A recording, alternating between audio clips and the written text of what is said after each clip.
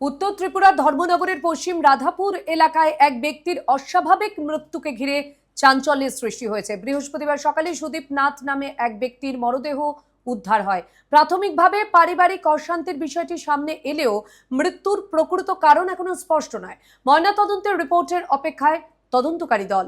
ধর্মনগর মহকুমার পশ্চিম রাধাপুর এলাকায় বৃহস্পতিবার সকালে সুদীপ নাথ নামে এক ব্যক্তির অস্বাভাবিক মৃত্যুর ঘটনায় শোকের ছায়া নেমে আসে এলাকা জুড়ে। স্থানীয়দের কাছ থেকে খবর পেয়ে ধর্মনগর থানার পুলিশ ঘটনাস্থলে পৌঁছে মরদেহ উদ্ধার করে ময়নাতদন্তের জন্য ধর্মনগর জেলা হাসপাতালে পাঠায়। স্থানীয় সূত্রের দাবি, দীর্ঘদিন ধরে পারিবারিক অশান্তির কারণে তিনি মানসিক চাপে ছিলেন। তবে এই ঘটনার সঙ্গে সেই বিষয়ের কোনো সম্পর্ক রয়েছে কিনা তা এখনো নিশ্চিত নয়। পুলিশ জানিয়েছে, তদন্ত শেষ হওয়ার আগে মৃত্যুর কারণ সম্পর্কে কোনো সিদ্ধান্তে পৌঁছানো ঠিক হবে না। আমি থেকে আইছি আইয়া কান্টার করছি কাম করিয়া আমি গাড়ি উড়ি মুছিয়া আমার ছোটো ছেলে স্কুলে যাইতো, বড় ছেলে স্কুলে যাইতো, রেডি হয়েছে। রেডি হইয়া ছোটো ছেলে খালি বাথরুমে যাইতো, বাথরুমটা করে আইয়া স্নান করি স্নান করিয়া স্কুলে যাইতো। ও ছোটো ছেলে গিয়া দেখে ও মাগো মেজো মারা গেছে।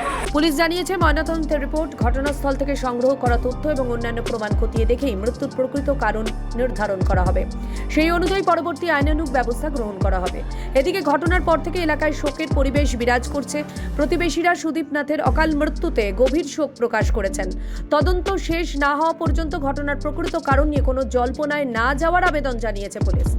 মানসিক চাপ বা ব্যক্তিগত সংকটের সময় পরিবারের সদস্য, বিশ্বস্ত বন্ধু বা মানসিক স্বাস্থ্য বিশেষজ্ঞের সঙ্গে কথা বলা গুরুত্বপূর্ণ।